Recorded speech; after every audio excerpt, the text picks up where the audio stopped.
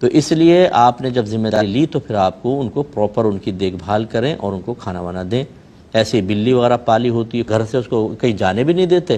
اور اس کو پیٹ بھر کے کھانا بھی نہیں کھلا رہے، آپ کے نبی کریم نے تو 70 بار کا حکم فرمایا۔ اسی طریقے سے جب آپ گھر میں جانور پالتے ہیں تو چھوٹے بچوں کی اس طرح کی رسائی ان تک نہیں ہونی چاہیے کہ ان کو اذیت پہنچے۔ بعض اوقات پنجرے میں پرندہ ہے، بچہ ڈنڈی مار رہا ہے، اس کو یہاں سے اڑا رہا ہے، وہاں تنگ کر کے رکھا ہوا ہے، اور یہ مائیں جو ہیں بیچاری بالکل پلٹ، پپو نہیں کرو، پپو نہیں کرو، ہرٹ ہو رہا ہے وہ، اور نکل لی وہاں پر، وہ پپو نے اس کا بیڑا غرق کر رکھا ہے۔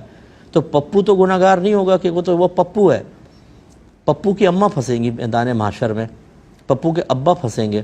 کیونکہ آپ نے اذیت ناک صورتحال رکھی ہوئی ہے۔ جانور پالیں تو اذیت نہیں دے سکتے۔ اس میں میرے وہ کبوتر باز بھائی بھی ذرا توجہ فرمائیں، یہ تھوڑا سا ناگوار شاید بعضوں کو بات گزرے گی، کیونکہ حق سننے کے لیے، سچ سننے کے لیے ہم تیار نہیں ہیں۔ کبوتروں کو بھوکا پیاسا رکھ کے اونچا اڑایا جاتا ہے، اور جس کا کبوتر سب سے آخر میں اترے بھائی وہ بہت بڑا ماہر آپ کبوتر باز ہیں۔ بھوکا پیاسا آپ نے کبوتر کو اڑایا ہوا ہے، اڑنے پہ مجبور کیا ہوا ہے، پھر وہ ٹکڑے لڑاتے ہیں آپس کے اندر، اس میں بھوکے پیاسے کبوتر اڑ رہے ہیں، سیٹیاں مار رہے ہیں، پردہ ہلا رہے ہیں،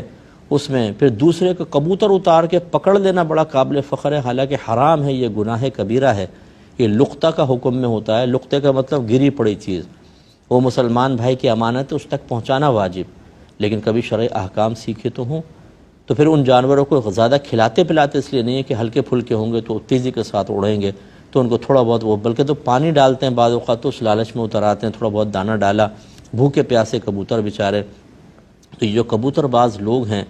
ان کی بھی آخرت بہت شدید خطرے میں ہے۔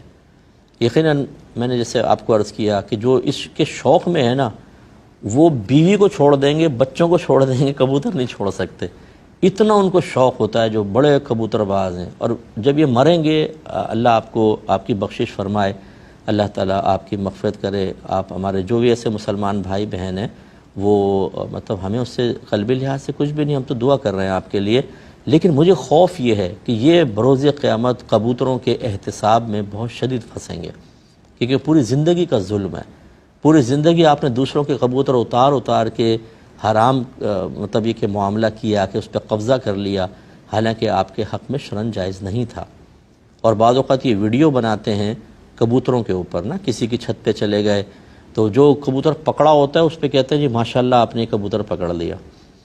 اب دوسرے کا کبوتر پکڑنا اس کی اجازت کے بغیر یہ حرام اور گناہ کبیرہ ہے، اور آپ اس پہ کلمہ تحسین کہہ رہے ہیں ماشاءاللہ آپ نے کبوتر پکڑ لیا، یہ تو ایمان کے لیے بھی بہت شدید خطرہ ہے۔ تو جتنے یہ ویڈیو بنا کے ہمدردی کے اندر آپ ڈال رہے ہیں یوٹیوب کے اوپر، میں ان بچوں سے گزارش کرتا ہوں کہ بیٹا تھوڑا سا دین سیکھ لیجئے آپ، اگر آپ کچھ کرنا چاہتے ہیں، اپنی ویڈیو آپ چاہتے ہیں کہ لوگ دیکھیں، اس کو یہی شوق ہوتا ہے آپ کا، ورنہ آپ کو کیا فائدہ کسی کی چھت پر جا کے اس کے کبوتر دکھانے کا۔ لیکن آپ جب ایسے کلمات کہتے ہیں تو یاد رکھیں ان پر بھی اللہ کی طرف سے گرفت ہو سکتی ہے۔ رحمت کونین صلی اللہ علیہ وسلم نے ارشاد فرمایا کہ بعض اوقات انسان اپنی زبان سے ایک کلمہ نکالتا ہے اور اسے اس کی برائی یا قباحت کا احساس بھی نہیں ہوتا، اور وہی کلمہ اسے جہنم میں لے جانے کا سبب بن جاتا ہے۔ اس لیے یہ بڑے خطرات ہیں ہمارے اس میں۔ اسی طریقے سے جو کبوتر بیچ رہے ہوتے ہیں نا، اب ان کی اپنی مجبوریاں ہوتی ہیں، بہرحال اللہ، یعنی کبوتر نہیں کوئی بھی جانور بیچ رہے ہوتے ہیں، اتنے چھوٹے چھوٹے پنجروں کے اندر جانور بھرا پڑا ہے، اور وہ بیچارے نہ ان کو دانہ صحیح دے رہے ہیں، نہ پانی صحیح دے رہے ہیں، روزانہ اٹھا کے اندر، روزانہ اٹھا کے باہر، اور بڑی آزمائش ہے اس کے اندر ان لوگوں کے لیے کہ جو مسلسل ایسے جانوروں کے لیے اذیت اور تکلیف کا سبب بن رہے ہیں۔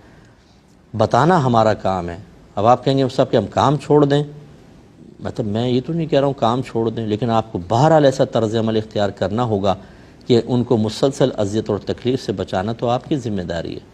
اگر آپ کہتے ہیں دکان ہی چھوٹی ہے کیا کریں، تو پھر بس یہ ضرور ہے کہ آپ ایک ذہن میں رکھیں کہ بروز قیامت اس کا حساب ہونا ہے۔ اب اللہ تبارک و تعالیٰ آپ کے ساتھ کیا معاملہ کرتا ہے، جو مجبوری آپ مجھے بتانا چاہ رہے ہیں صاحب دکان چھوٹی ہے، جانوری تو رکھنا ہے، یہی اللہ کی بارگاہ میں پیش کر دیجئے گا۔ اب وہ رب ہے، آپ اس کے بندے ہیں، ہم کوئی سخت حکم اس پہ اس لیے نہیں دے سکتے کہ آخرت کا معاملہ اللہ کے ذمہ کرم پر ہے، چاہے تو عذر قبول کر کے بخش دے اور چاہے تو اس پر سزا جاری کر دے، لیکن معاملہ بڑا خطرناک ہے۔ اچھا، ایسی ایکویریم میں جب آپ مچھلیاں پالتے ہیں ان کا خیال رکھیں، لیکن میں اس کو منع نہیں کرتا ہوں، کیونکہ بعض اوقات ایسا ہوتا ہے مچھلی جاری ہوتی ہے تو وہ ایکویریم کی دیوار سے ٹکراتی ہے، لیکن وہ تھوڑی یہ جو مچھلیاں ہوتی ہیں اکثر یہ ایکویریم میں رہنے کی عادی ہوتی ہیں نا،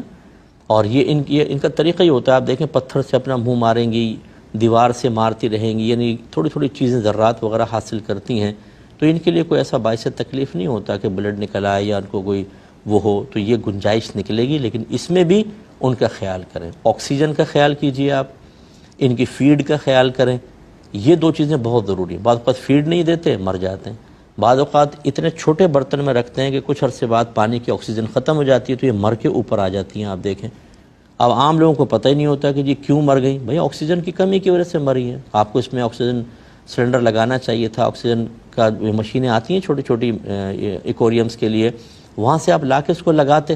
تاکہ پانی، اور پھر پانی چینج کرنا، کیونکہ مسلسل وہ بیٹیں وغیرہ کرتی ہیں، اس میں ان کی گندگی ہوتی ہے اور اس سے پانی آلودہ ہو جاتا ہے، تو اس کو چینج کرنا۔ جب آپ نے جانور پالا ہے تو پراپر اس کی کیئر بھی کریں، نہیں کریں گے تو پھر آپ گناہگار ہوں گے، اور خدا نہ کرے آخرت میں کسی جانور کی وجہ سے ہم پھنس گئے تو کیا فائدہ۔